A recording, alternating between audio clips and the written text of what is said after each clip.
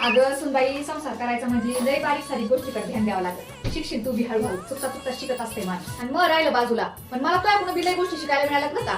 अगं सुनबाई, घरात एक काम कमी केलं तरी जमत असते.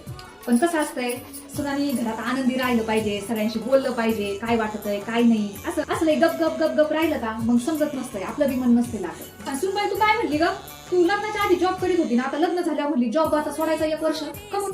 तुला सुनबाई खरं सांगू का, जॉब करायचा नाही करायचा तो प्रश्न राहिला बरं का.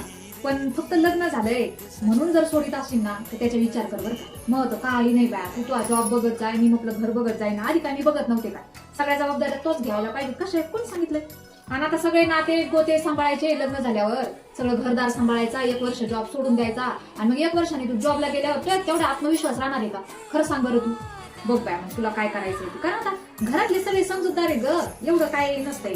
आपलं लोकांसारखं थोडीच काय लग्न झालंय म्हणून स्वतःच्या स्वप्नाला थांब म्हणायचं, हे कोणाच्या तत्वात बसत आहे.